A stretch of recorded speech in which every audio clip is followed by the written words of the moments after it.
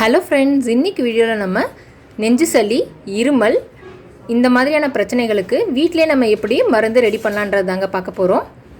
இந்த மருந்துக்கு நமக்கு தேவையான பொருட்கள் மிளகு, சுக்கு, அரிசி திப்பிலி தாங்க யூஸ் பண்ணணும். சித்திரத்தை, இந்த 4 தாங்க நமக்கு தேவையான பொருட்கள். இந்த 4 பொருட்களும் நல்லா வெயிலில் காயணுங்க, நல்லா சூடு வர காயணும். அதுக்கப்புறமா என்ன செய்யலான்றதை பார்க்கலாம்.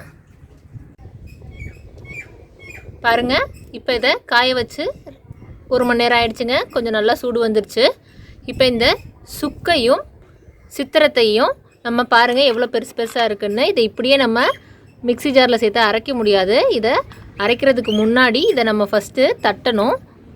அம்மியில் வச்சு நல்லா தட்டிக்கலாம். அம்மி இல்லைன்னா இந்த இடிக்கிற கல்லுலாம் இருக்கும் இல்லைங்களா, அதில் வச்சு இதை நல்லா நச்சுட்டு வந்துடலாம். அதுக்கப்புறமா என்ன செய்யலான்றதை பார்க்கலாம். ஃபஸ்ட்டு இந்த சுக்கையும் சித்திரத்தையும் நல்லா பொடியாக நச்சுட்டு வந்துடலாம்.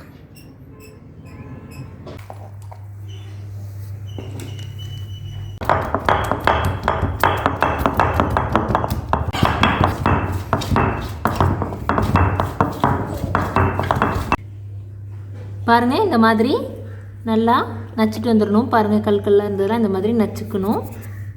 இப்போ சித்திரத்தையே நச்சாச்சு. இப்போ நம்ம சுக்கையும் இதே மாதிரியே நச்சு எடுத்துக்கலாம்.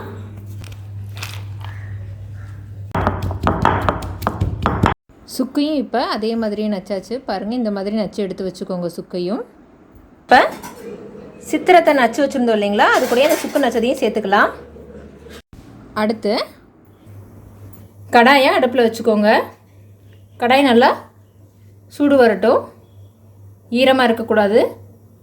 இப்போ கடாய் நல்லா சூடு வந்துருச்சு. இப்போ நம்ம ஃபஸ்ட்டு எடுத்து வச்சுருக்க மிளகை இந்த கடாயில் போட்டு ஃப்ரை பண்ணிக்கலாம். மீடியம் ஃப்ளேமில் வச்சு நல்லா அந்த மிளகு நல்லா சூடு வந்து வெடிக்கிற அளவு ஃப்ரை பண்ணிக்கலாங்க. 50 கிராம் மிளகு, 50 கிராம் அரிசி திப்பிலி, 50 கிராம் சித்திரத்தை, 50 கிராம் சுக்கு, எல்லாமே சம அளவு தாங்க.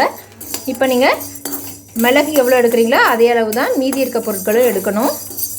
நான் இன்றைக்கி 50 கிராம் எடுத்திருக்கேன். நீங்கள் உங்கள் தேவைக்கு தகுந்த மாதிரி அளவை அட்ஜஸ்ட் பண்ணிக்கோங்க. நீங்கள் 25 கிராம் கூட போட்டுக்கலாம். ஃப்ரெஷ்ஷாக கூட அரைச்சி வச்சுக்கலாம். எல்லாமே சம அளவு இருக்கணும்.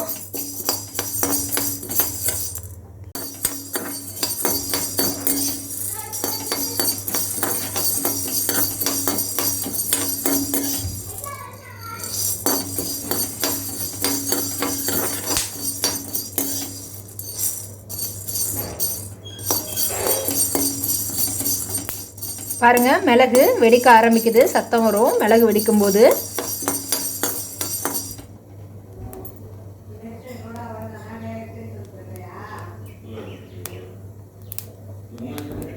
பாருங்கள், கடுகு வெடிக்கிற மாதிரி சத்தம் வரும். அந்த சமயத்தில் நம்ம அடுப்பை ஆஃப் பண்ணிடலாம். மிளகு வறுத்தாச்சு. அடுத்து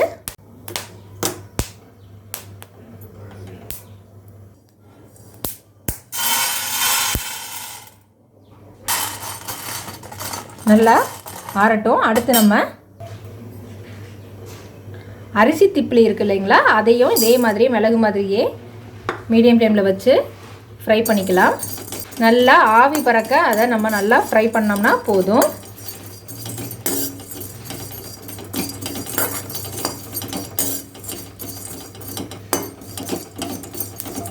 பாருங்கள், ஃப்ரை பண்ண அதோட கலர் சேஞ்ச் ஆகிட்டே வருது. பாருங்கள், ஒயிட் கலரில் மாறுது. பாருங்கள், உங்களுக்கே தெரியுதா கலர் சேஞ்ச் ஆகிறது? நல்லா ஃப்ரை பண்ணிடணும் அந்த மாதிரி. அடுப்பை மீடியம் ஃப்ளேம் வச்சுக்கோங்க, இல்லைன்னா கருகிடும். சளி இருமலுக்கெலாம் ரொம்ப நல்லதுங்க. கண்டிப்பாக நீங்களும் உங்கள் வீட்டில் இந்த பவுடரை ரெடி பண்ணி வச்சுக்கிட்டிங்கன்னா போதும். குழந்தைங்க இருக்க வீட்டில் ரொம்பவே யூஸ்ஃபுல்லாக இருக்கும் இந்த பொடி. நல்லா வாசம் வருது பாருங்கள், கலரும் சேஞ்ச் ஆயிடுச்சு. நல்லா ஆவி வருது பாருங்கள், ஆவி பறக்குது பாருங்கள். இப்போ நம்ம அடுப்பை ஆஃப் பண்ணிவிட்டு இதையும் ஆற வச்சிடலாம். இதுவும் நல்லா கொஞ்சமாக பொரியிற சத்தம் கேட்கும். இப்போ இதையும் இதே மாதிரியே அந்த மிளகோடையே போட்டு ஆற வச்சிடலாம்.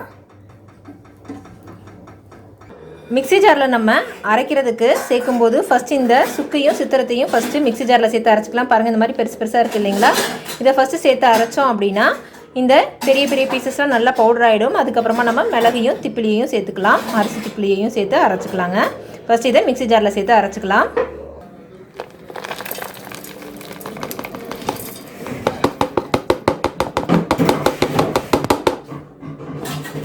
இப்போ மிக்ஸி ஜாரில் சித்திரத்தையும் சுக்கையும் சேர்த்தாச்சு. இப்போ இதை ஃபஸ்ட்டு தனியாக அரைச்சிட்டு வந்துடலாம். பாருங்கள் எப்படி பவுடர் ஆயிடுச்சுன்னு பாருங்கள். ஃபஸ்ட்டு இந்த மாதிரி சித்திரத்தையும் சுக்கையும் இந்த மாதிரி பவுடர் பண்ணிவிட்டு இப்போ இது கூட நம்ம அந்த ஃப்ரை பண்ணி வச்சுருக்க மிளகையும் அரிசி திப்பிலியையும் சேர்த்துக்கலாம். நல்ல வாசம் வருதுங்க இப்போவே. பாருங்கள், இப்போ நம்ம ஃப்ரை பண்ணி வச்சுருந்த இந்த மிளகும் அரிசி திப்பிலியும் நல்லா ஆறிடுச்சு. இப்போ ஆறினதுக்கப்புறமா இந்த சுக்கு சித்திரத்தையோட இந்த வறுத்த மிளகையும் அரிசி திப்பிலியையும் சேர்த்துக்கலாம். இப்போ இதையும் நம்ம ஃபுல்லாக சேர்த்து பவுடராக கிரைண்ட் பண்ணிட்டு வந்துடலாம் மிக்ஸி ஜாரில். பாருங்கள், அரைச்சிட்டு வந்தாச்சு, பவுடர் ரெடி ஆயிடுச்சு.